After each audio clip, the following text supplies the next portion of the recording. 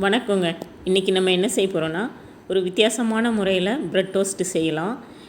இது ரொம்ப டேஸ்டானது மட்டும் கிடையாது, ரொம்ப சத்தானதும் கூட. காலையில் பிரேக்ஃபாஸ்ட்டுக்கு ரொம்ப நல்லாவே இருக்கும். வாங்க எப்படி செய்கிறது அப்படின்னு பார்க்கலாம். நான் ஒரு அரை கப் அளவுக்கு பாசிப்பருப்பு நல்லா கழுவிட்டு ஊற வச்சுருக்கிறேன். ஒரு அரை மணி நேரம் ஊறினா போதும். இப்போ அதை மிக்ஸி ஜாரில் சேர்த்துக்கலாம்.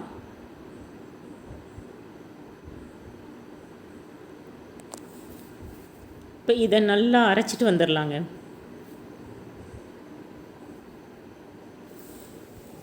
இப்போ பார்த்திங்கன்னா நல்லா அரைச்சாச்சு ஸ்மூத்தாக. உங்களுக்கு எந்த அளவுக்கு தேவையோ அந்த அளவுக்கு ஊற வச்சு அரைச்சிக்கோங்க. எனக்கு இவ்வளோ தான் தேவை, அதனால் நான் கொஞ்சமாக அரைச்சிக்கிட்டேன். மாவு ரொம்ப திக்காலாம் நீங்கள் அரைக்க வேண்டாம். அப்படி செஞ்சால் பஜ்ஜி மாதிரி ஆயிரும். கொஞ்சம் லைட்டாக தின்னாகவே இருக்கட்டும். மிக்ஸி கழுவுன தண்ணியும் அதில் சேர்த்துக்கோங்க. இப்போ நான் இதில் 2 முட்டை உடைச்சி ஊற்றிக்க போகிறேன். இது ஆப்ஷனல் தான். முட்டை இல்லாமையே ரொம்ப நல்லாயிருக்கும், முட்டையில் செஞ்ச மாதிரியே இருக்கும். இருந்தாலும் எக்ஸ்ட்ரா ப்ரோட்டீனுக்காக நான் இப்படி சேர்த்துக்கிட்டேன். இப்போ இதுக்கு தேவையான அளவு உப்பு போட்டுக்கலாம். உப்பு போட்டுட்டு நல்லா கலக்கி விடலாங்க. மாவும் முட்டையும் ரொம்ப நல்லா கலந்து வரட்டும்.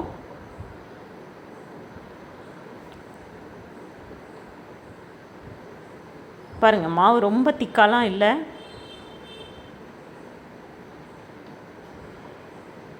எனக்கு இப்படி இருந்தால் தாங்க பிடிக்கும். ரொம்ப திக்காக இருந்தால் எனக்கு பிடிக்காது. அதனால் நான் கொஞ்சம் தின்னாகவே கலந்துக்கிட்டேன்.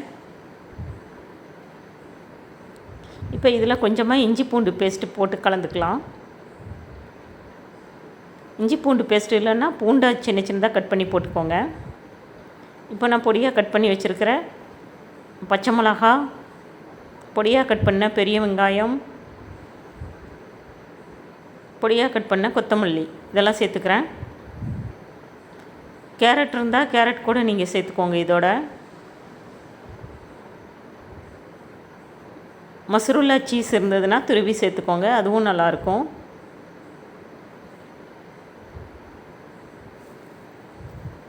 பாருங்கள், மாவெல்லாம் கலக்கியாச்சு.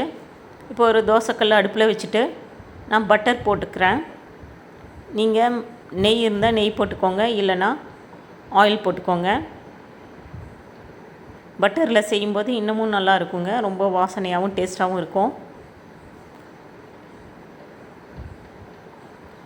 இப்போ நம்ம பண்ணி வச்சுருக்கிற மாவில் இந்த மாதிரி ப்ரெட்டை நல்லா டிப் பண்ணி பேனில் வச்சுக்கலாம்.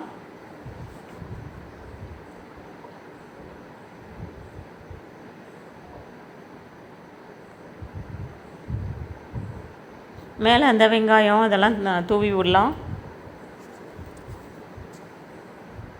நான் முதல்ல சொன்ன மாதிரி கேரட்டு, சீஸு இதெல்லாம் இருந்தால் கூட இந்த மாதிரி மேலே நம்ம தூவி விட்டுக்கலாம்.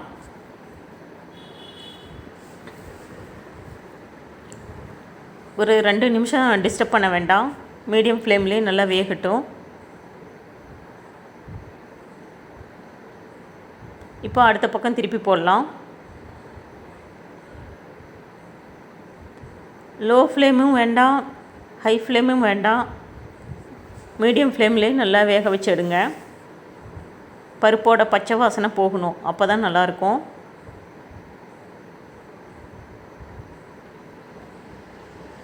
இன்னும் கொஞ்சம் நான் பட்டர் சேர்த்துக்கிட்டேன்.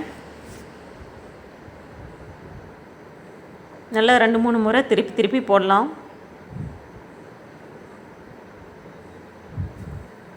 எல்லா பக்கமும் நல்லா வெந்து பச்சை வாசனை போனதுக்கப்புறம் நம்ம வெளியே எடுக்கலாம்.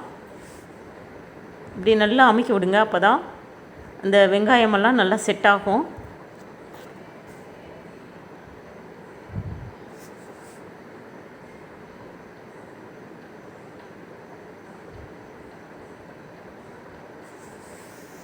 பார்க்குறதுக்கு நல்லா பொன்னிறமாக வந்த உடனே நம்ம வெளியே எடுக்கலாங்க, கருகிடக்கூடாது.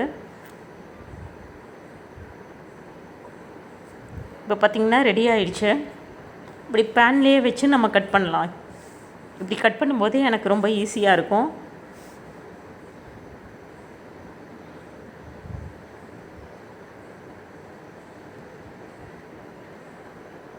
அவ்வளோதாங்க, சுவையான சத்தான பிரெட் டோஸ்ட்டு ரெடி ஆயிடுச்சு.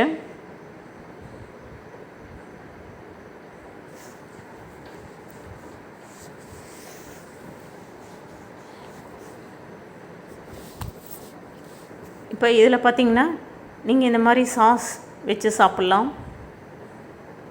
ரொம்ப டேஸ்டியாக இருக்கும். வீடியோ பிடிச்சிருந்ததுன்னா லைக் பண்ணுங்கள், ஷேர் பண்ணுங்கள், சப்ஸ்கிரைப் பண்ணுங்கள். நீங்களும் இதே மாதிரி செஞ்சு பாருங்கள். எப்படி வந்ததுன்னு சொல்லுங்கள். தேங்க்யூ.